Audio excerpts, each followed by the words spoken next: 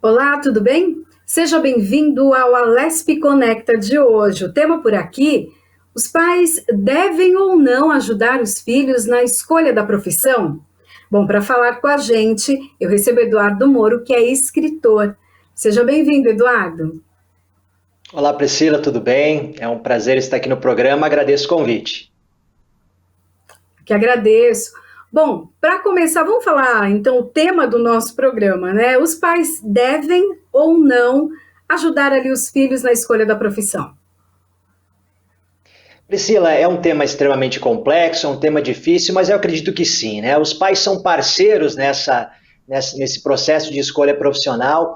E você sabe que além de escritor, eu sou professor já de ensino médio, inclusive, há mais de 10 anos, e o motivo que levou a eu tratar desse assunto foi justamente ouvir os pais e ouvir os alunos, e perceber que né, nesse diálogo havia muitos ruídos, né? Muitos problemas nesse diálogo. Então eu percebo que sim, os pais são grandes parceiros, devem ajudar, mas claro, sempre preservando a autonomia do jovem, né? Para que o jovem faça a sua escolha de maneira autônoma, sem pressões, sem que o pai diga o que deve ser feito. Eu costumo dizer que a gente ainda sabe fazer boas perguntas, talvez a gente não tenha as respostas para essa sociedade moderna que nós vivemos, mas nós sabemos fazer boas perguntas. Então eu acho que o pai pode contribuir sim, especialmente fazendo as perguntas certas. E daí, como que os pais conseguem lidar com as escolhas dos filhos, né? Às vezes, o filho escolhe uma profissão que o pai, pela vivência, pela história de vida, por já acompanhar muitas notícias, acaba vendo que aquela profissão ou ela é muito difícil para uma inclusão no mercado de trabalho, ou que o rendimento daquela profissão em específico não é um rendimento que ele gostaria que o filho tivesse. E aí, como lidar com isso? Pois é, Priscila, para você interferir na escolha profissional do seu filho, você tem que partir do pressuposto que você está disposto a ouvir o que ele tem a dizer. E às vezes nem sempre o que ele diz é o que você gostaria de ouvir, né? Muitas vezes os pais ouvem frases do tipo: olha, eu quero me formar, eu quero sair de casa, eu quero ficar longe da família, coisas que os pais às vezes não querem ouvir. Então o pressuposto, eu acho, para o pai ajudar é ele estar disposto a ouvir o filho e aceitar a opinião do filho, né? Porque vejamos, o pai às vezes tem essa história: ah, mas meu filho não escolheu a profissão certa, né? Mas o que é a profissão certa? E aí eu preciso fazer uma pergunta de sociólogo, né? A minha formação é sociologia e a gente tem que ver que o que é uma profissão certa. Muitas vezes a profissão certa para a sociedade, aquela ideia de uma boa remuneração, ou do status, ou algo que os pais procuram na profissão dos filhos, não é necessariamente o que o filho procura. Claro, eu acredito que todos devem buscar uma remuneração interessante para ter uma vida bacana, poder comprar as suas coisas, enfim. Essa é uma questão básica. Agora, status, sucesso, reconhecimento social, isso às vezes é uma expectativa que os pais têm nos filhos, mas os filhos necessariamente não desejam isso. Por isso é tão importante o filho estar atento aos valores que ele tem, certo? Uma das questões que eu sempre sugiro aos meus alunos, aos jovens, é se conhecer, né? Se conhecer é saber o que você quer, o que você gosta de fazer. E aí existe uma série de ferramentas para isso, uma série de dicas que estão no livro, inclusive, e eu acho que os pais podem ajudar nesse aspecto.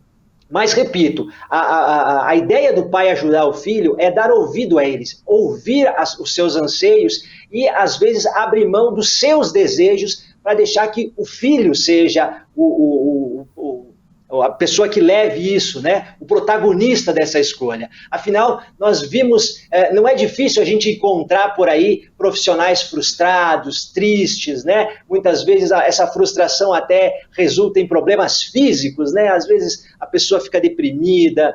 Hoje, atualmente na modernidade, nós temos novas doenças, né? Doenças ligadas ao trabalho, que agora estão ganhando muita notoriedade, e muitas vezes essas doenças vêm de pessoas que têm bons salários, pessoas que têm uma remuneração interessante, às vezes têm status até social bastante grande, as pessoas valorizam, mas a pessoa não está feliz. Então os pais precisam levar isso em consideração. O filho tem que fazer o que gosta, o que faz sentido para ele. Só para, me permita me alongar um pouquinho nessa resposta, às vezes eu começo palestras e aí eu reúno jovens ou mesmo pais e eu faço uma pergunta que é um pouco inquietante, né? Eu pergunto, olha, imagina você fazer o que você não gosta. Pensa você fazer o que você não gosta durante um dia todo. Aí você multiplica isso por 7 dias. Depois você multiplica isso por 30, e aí você vai ter um mês de trabalho. Depois você multiplica isso por um ano, e depois você pensa a sua vida toda você fazendo algo que você não gosta. Você não faz ideia a expressão das pessoas quando elas se imaginam fazendo algo que elas realmente detestam, não gostam de fazer. Daí a importância. Os pais às vezes me perguntam, mas eu tenho que deixar fazer o meu filho escolher o que ele gosta? Fazer o que gosta é importante? Eu diria que é muito importante. Então, nesse momento, eu sugiro que os pais abram mão um pouco dos seus desejos, às vezes a gente transfere para os filhos, né? O sonho, eu não consegui ser médico, eu não consegui ser advogado, mas o meu filho será, ele vai seguir o meu legado. Esse, na minha opinião, é um grande erro, já que às vezes o jovem não quer seguir essa carreira, não quer seguir essa profissão. Por isso, a importância de dar autonomia, ouvir o jovem e deixar ele fazer o que realmente faz sentido para ele. Existem algumas profissões que são muito tradicionais, né? Por exemplo, a medicina ou até a advocacia, né? O direito. E direito. Muitos pais querem que os filhos sigam ali o legado, né? Que herdem o escritório, herdem o nome. Isso. E o filho não quer. Eu queria que você falasse um pouco disso. Ainda tem muito pai querendo que o filho siga a sua carreira?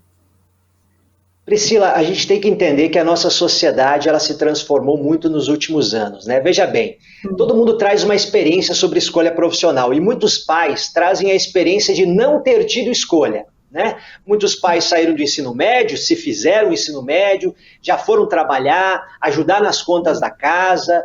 Algumas pessoas tinham 1 ou 2 cursos, talvez, como escolha, já pré-selecionado pelos pais. As mulheres tinham e têm ainda, né, um problema extra, que é aquela história de cursos que atendem ao perfil. Se você lembrar, havia muito poucas mulheres em cursos de engenharia, por exemplo, né? Então as escolhas eram bastante reduzidas. E hoje nós estamos numa situação um pouco diferente.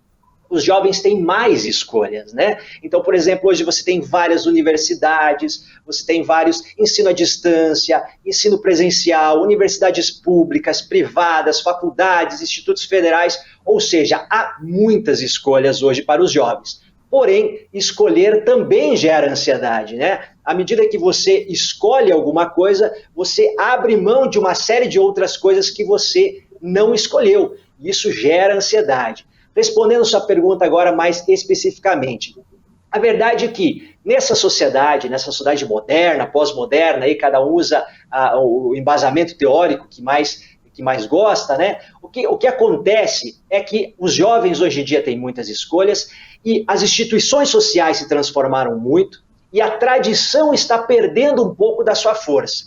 Cada vez menos você vê filhos seguindo um legado familiar, aquela história de, 3, 4 gerações nós éramos sapateiros, então você vai ser sapateiro, né? Ou 3, 4 gerações você vai ser médico, você vai seguir o legado. Cada vez isso é menos comum. Agora, não que isso não exista mais, é menos comum.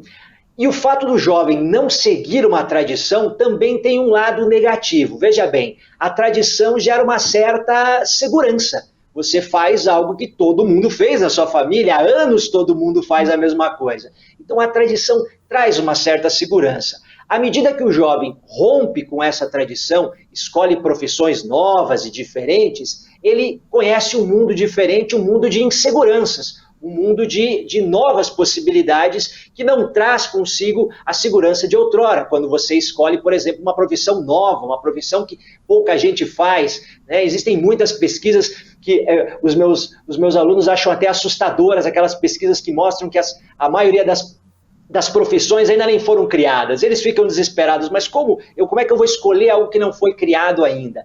Então, respondendo sua pergunta, ainda existe a questão da tradição familiar? Ainda existe. Agora, é um processo cada vez menos comum por resultado de uma própria dinâmica social. em que as profissões são muito mais, existe muito mais profissões hoje em dia, e o jovem há a possibilidade da escolha, né? Alguns anos atrás, o jovem não tinha tanta escolha. Aliás, não tinha nem escolha de profissões e nem os pais davam abertura a isso. Hoje, os pais, pelo menos muitos pais, estão permitindo que os seus filhos tenham liberdade. Escolha o que você quiser. Mas, claro, ao romper com a tradição, você entra num mundo desconhecido. E aí você assume as consequências da sua escolha. Então, a escolha profissional, apesar de ela ser um problema antigo, né, todos nós passamos por isso, todos nós trazemos histórias sobre a nossa escolha profissional, ela não é menos problemática, ela só é diferente. Eu costumo dizer que os jovens de hoje em dia,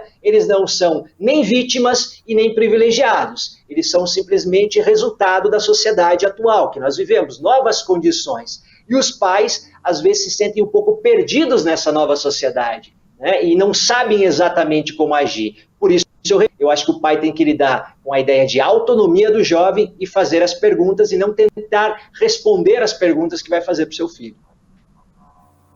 Bom, você falou também desse leque, né, que hoje nós temos de profissões, e daí nós escutamos, por exemplo, profissões voltadas à área do petróleo, está em alta, dá muito dinheiro, daí você vê outras engenharias também que vão surgindo a cada ano, novos cursos, como você falou, um leque imenso de opções.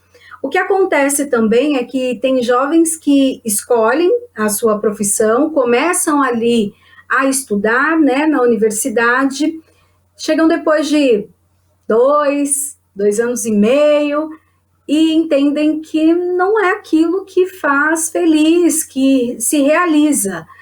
Como que os pais podem ajudar nesse processo também de mudança de rota e que essa mudança não seja tão traumática, né? De começar algo que você não terminou e já está pensando em outra coisa. Priscila, a questão é a seguinte também. Como a gente tem hoje uma sociedade transformada, se você for lembrar, quem estiver nos assistindo, né, lembrar, talvez, dependendo da geração que está, a ideia de você trocar de curso era algo impensável, né? As famílias ficavam extremamente ofendidas, não havia essa possibilidade. Então, hoje a troca de cursos, ela é muito mais aceita, ela é muito mais permitida. Os pais já não veem, já não enxergam isso como um grande problema. Agora, os pais têm que ficar atentos também, e agora esse é um recado especialmente para os pais, talvez os jovens não gostam muito quando eu falo isso, mas essa ideia de que essas trocas muito rápidas, essa troca, porque veja bem, deixa eu dar um exemplo aqui para ti.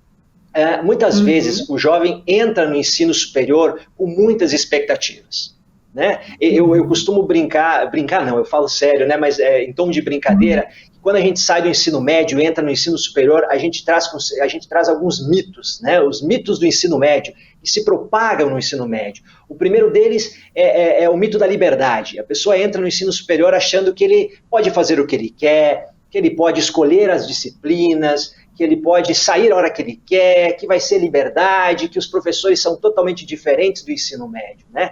O segundo mito é esse mito da escolha. Não, no ensino superior eu posso escolher o que eu quero, as disciplinas que eu quero. Então, o que aconteceu, o que eu não gostava no ensino médio, eu nunca mais vou precisar estudar, certo? E o terceiro mito é o mito da prática. O jovem às vezes entra na universidade achando que na segunda fase ou na primeira fase ele já vai exercer a profissão escolhida. E como eu disse, são mitos. Quando o jovem entra na universidade, ele se dá conta de que muitas das coisas que ele achava que não ia mais se repetir do ensino médio, se repetem.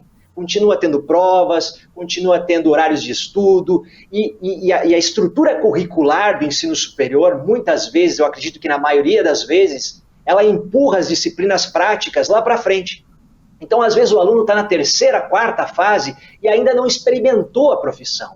Então, às vezes há uma pressa, que a desistência não está relacionada diretamente a não gostar do curso. Às vezes a pessoa desiste por não gostar do ensino superior. E aí ela vai, troca de curso e no novo curso ela descobre que era a mesma coisa, que é a mesma coisa. Existem as disciplinas introdutórias, que tem essa ideia de fornecer um embasamento teórico, que às vezes resgata muito das coisas do ensino médio. Então, essa troca de cursos, ela pode acontecer se o jovem está frustrado, se ele não está gostando.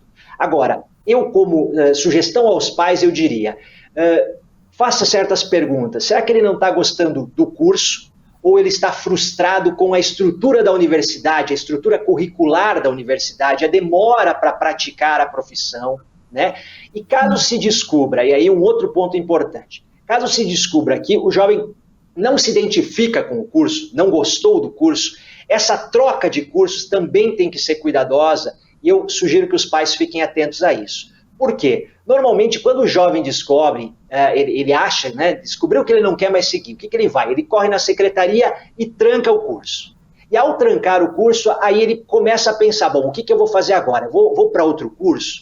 E aí ele descobre que, por exemplo, essa transferência, muitos jovens pensam, não, eu tranco esse curso, começo outro semana que vem e está tudo resolvido. E às vezes isso não é bem assim. Aliás, normalmente um processo de transferência não é simples. Exige um processo de esperar abrir vagas, às vezes essas vagas nem aparecem, às vezes é necessário fazer novamente o vestibular, o processo seletivo, o Enem, enfim.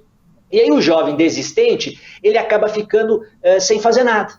E aí, ao ficar sem fazer nada, esperando esse novo vestibular ou esperando essa nova vaga, ele acaba perdendo, às vezes, a confiança, porque quando você sai do ensino médio, você tem aquela sensação legal de que o conteúdo está na sua cabeça, que você está pronto. Aí você fica 6 meses, 1 ano sem fazer nada, e aí você tem a sensação que você esqueceu tudo. No próximo vestibular, você tem resultados muito, muito ruins.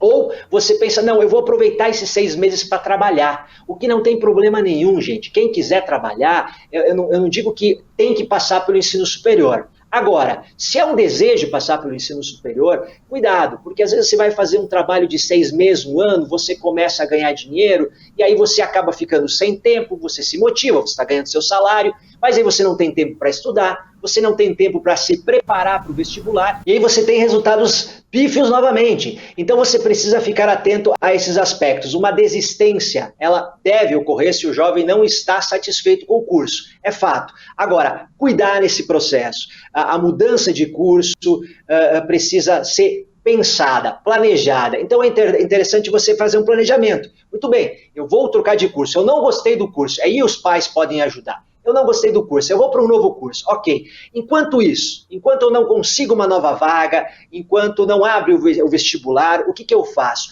Até às vezes é interessante você continuar cursando o curso, né? É interessante você continuar cursando algumas disciplinas. Nem que sejam disciplinas que você gosta, que tenham a ver com o seu novo curso, talvez uma disciplina optativa. E interessante, algumas disciplinas são validadas no outro curso. Então você pode fazer algumas disciplinas, enquanto você está nesse processo de mudança de curso, que você vai utilizar, vai ser validada no novo curso. Então, para finalizar essa questão, eu acho que os pais devem ficar atentos sim, se o jovem está desistindo do curso, ok, mas cuidar, se ele está desistindo do curso ou se ele está insatisfeito com o ensino superior, talvez por expectativas que ele tinha, e caso ele queira, é legítimo, hoje é mais permitido isso, trocar de curso, mas aí fazer um planejamento para evitar frustrações, evitar perder a vaga ou sair precocemente do ensino superior. A questão da palavra frustração, né? Você acabou de falar ela e era o que estava na minha mente. Quando a gente entra, né, na universidade, é tão diferente, né? Parece que a gente está num outro mundo e você falou bastante sobre isso. Causa, de uma certa maneira, uma frustração, um medo, né, do novo.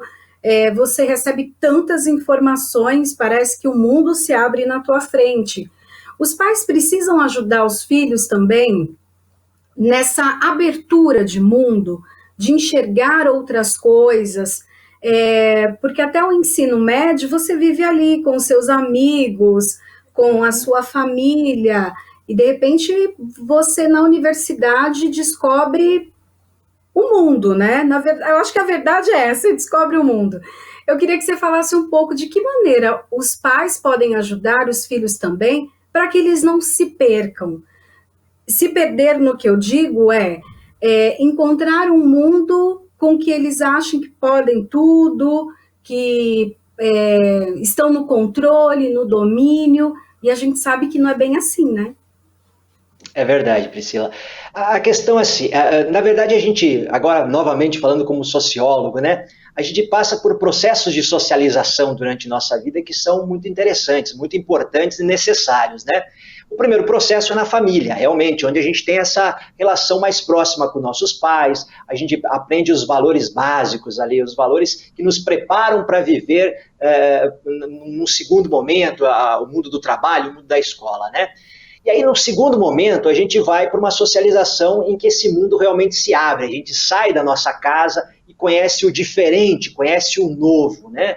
Então, assim, esse é um processo, entre aspas, natural, o ser humano passa por isso, e aí a própria educação que ele recebeu durante a sua socialização primária vai lhe dar a base de como ele lidar. E aí o pai, ele deve ficar atento às questões de educação, né, a ficar atento às questões, por exemplo, as companhias, aquela coisa que os pais entendem muito bem, a entender melhor do que eu. Agora, um aspecto específico sobre a questão profissional no ensino superior, eu gostaria de ressaltar, que é, muitas vezes, o filho entra no ensino superior, ele conhece esse mundo novo, e esse mundo às vezes é um pouco assustador, no sentido profissional mesmo. Ele começa a perder a segurança, ao mesmo tempo que ele vai aprendendo coisas novas, ele vai aprendendo novos conteúdos, ele fica inseguro. E uma das coisas que as pessoas fazem, os jovens fazem ao ficar inseguro, eles adiam a entrada no mercado de trabalho. E isso é muito perigoso. Você sabe, Priscila, que eu escrevi esse livro e eu poderia escrever vários livros de o que não fazer na escolha profissional. Eu errei praticamente tudo na minha escolha profissional e por isso que eu entrei nesse assunto, sabe? Eu via os jovens passando por isso e pensava, eu não posso deixar isso repetir, eu não posso deixar que os meus alunos façam a mesma coisa que eu fiz. E um dos meus erros foi esse, né? Eu fiz uma primeira graduação, aí eu não me encontrava, eu fui para uma segunda graduação, eu não me encontrava, e aí chegou um momento que eu tinha que tomar uma decisão e eu não tinha mais como adiar. E aí eu encontrei uma forma de adiar, eu fui fazer um mestrado.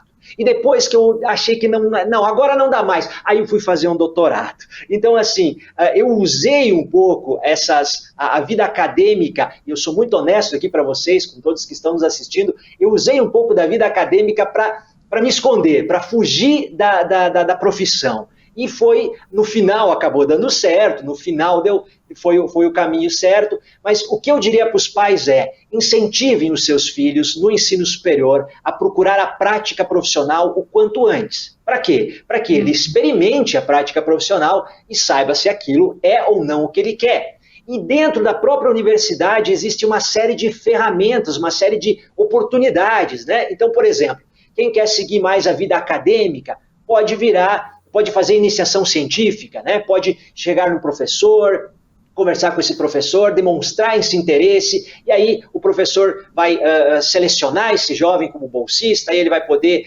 conhecer o dia a dia do professor, escrever artigos científicos, saber como funciona a divulgação dos artigos científicos, os eventos científicos, né? Ou ele pode participar, por exemplo, se ele quer mais o caminho bom, ainda dentro do caminho da educação, as monitorias, em que ele ajuda o professor, ele pode contribuir até na prática docente. Agora, não, eu sou um jovem que eu quero mais para a área do mercado de trabalho, mais dos negócios. Muito bem, tem a empresa Júnior, né? A empresa Júnior oferece um grupo de alunos que são coordenados por professores que oferecem serviços para a comunidade por preços diferenciados e principalmente o estágio, né? O estágio é importantíssimo. Então, antes de se formar, você pode fazer estágios, praticar, né?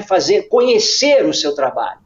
Então, eu diria que, especificamente na questão da prática profissional, a questão da educação de maneira geral, eu acho que os pais sabem muito bem lidar com isso. Agora, a questão de como orientar o filho, afinal, o filho já é, né, maior de idade, como é que eu posso contribuir com isso no ensino superior? Eu diria, oriente seu filho a entrar o quanto antes no mercado de trabalho.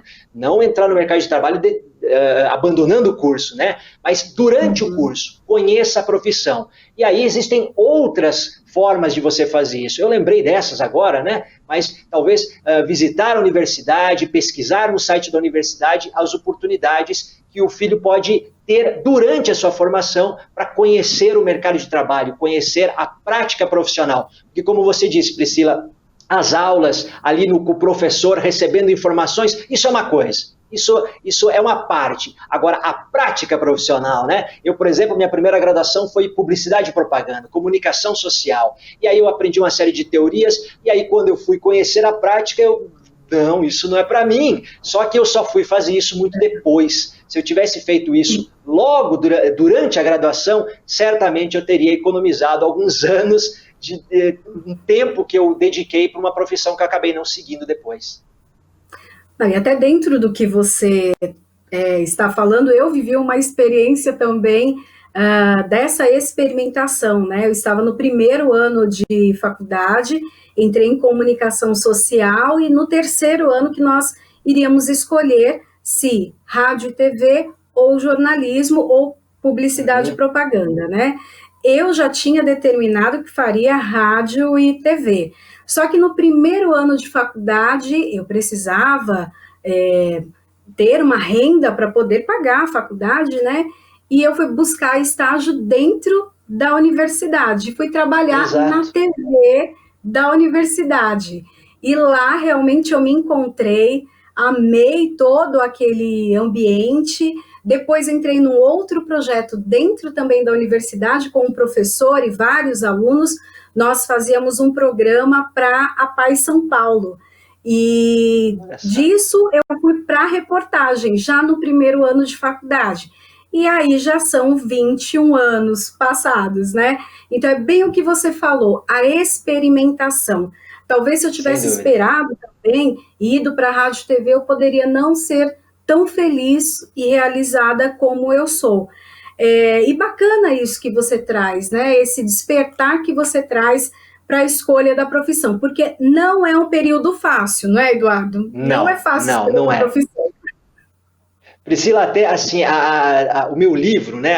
Eu escrevo muito de histórias pessoais mesmo, e eu não tive vergonha de fazer isso, porque grande parte dos meus alunos às vezes falam, a gente conhece muito a teoria, né? A questão assim, não, a gente sabe o que tem que fazer, mas a gente não consegue fazer porque aquilo é muito distante, é algo muito, não encaixa com a realidade. Então eu fiz questão de trazer também histórias pessoais, né? Se você me perguntasse, bom, o que você sugere para um jovem agora, falando para o jovem, o que você sugere, o que ele tem que fazer?